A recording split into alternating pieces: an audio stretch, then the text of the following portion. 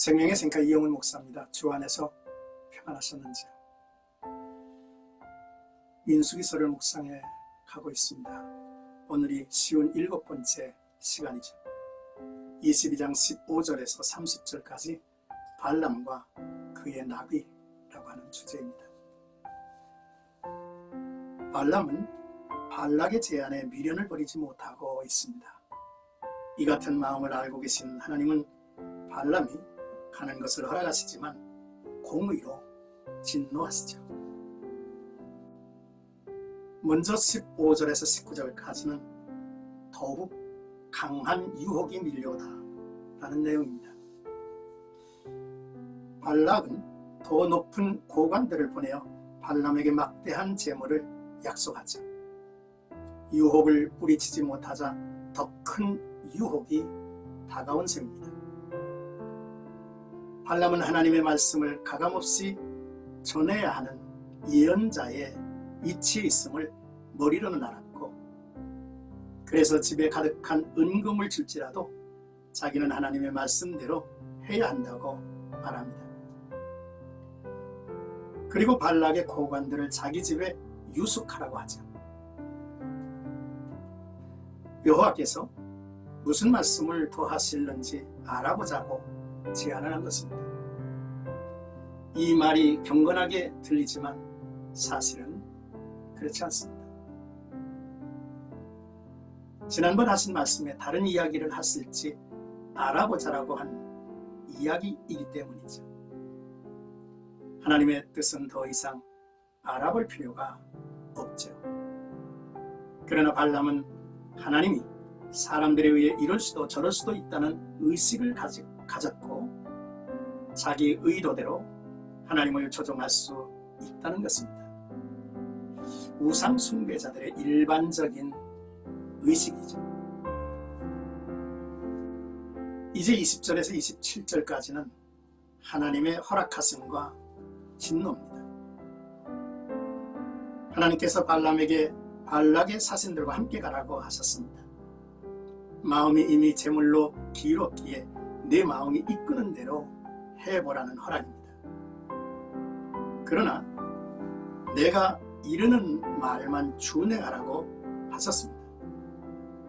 발람은 들뜬 마음에 밤새워 뒤척이다가 아침에 일어나 출발하죠.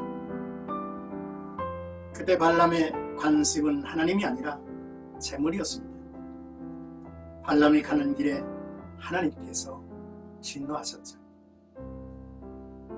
허락은 하셨지만 그의 행동이 하나님의 뜻을 거역한 것이었기에 공의의 차원에서 하나님의 진노는 마땅한 것입니다. 여호와의 사자의 길막음은 하나님의 진노의 표현이죠.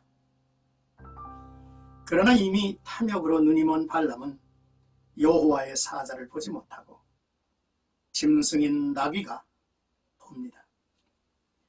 나귀는 여호와의 사자의 칼을 피해 밭으로 들어서서 주저앉지만 발람은 자기 욕심에 나귀를 채찍질하죠.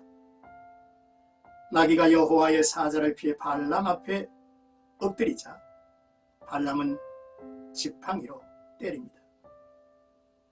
발람이 진실한 신앙을 가졌다면 가는 길에 벌어진 힘든 상황을 보고 하나님이 원하시는 목적을 깨달았을 것입니다.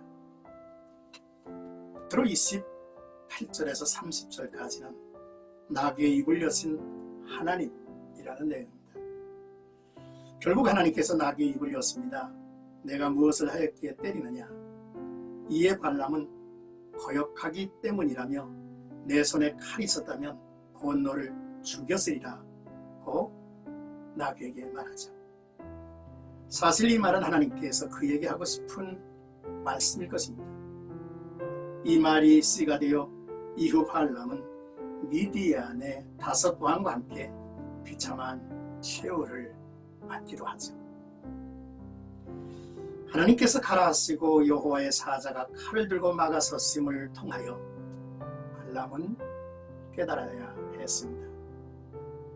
발람아, 너는 이스라엘을 저주하러 가는 것이 아니라 모압을 책망하고 하나님께 돌아서라고 외치라고 보내는 것이다. 이스라엘은 하나님이 축복하신 백성이고 너희 또한 그러하다라고 증거해야 했습니다. 우리는 기본이 안 되고 어리석고 우매한 사람을 짐승보다 못하다라는 표현을 하죠. 나귀와 발람, 둘 중 누가 더 지혜롭고 신령할까요? 적어도 나귀는 자기 앞에 있는 심판의 사자를 보고 피했지만 발람은 영적 소경으로 눈앞에 있는 진노를 의식하지 못하고 또한 그의 뜻도 파악하지 못했습니다. 나귀는 짐승이지만 하나님의 존재를 보았습니다.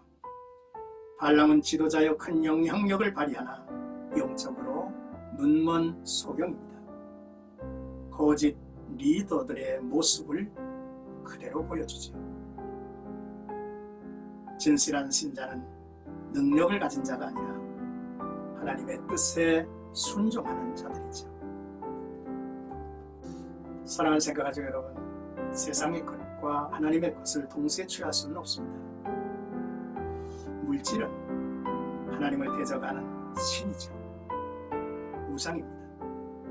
성경은 하나님과 물질을 동일하게 섬길 수 없다 했습니다. 그래서 물질의 유혹을 벗어나는 것은 놓을 수 없는 우리의 과제라고 하는 사실을 알아야겠죠. 늘 주님의 임재를 의식하며 주님과 뜻을 같이하며 사는 나와 여러분들이 되시기를 주의 이름으로 축복합니다.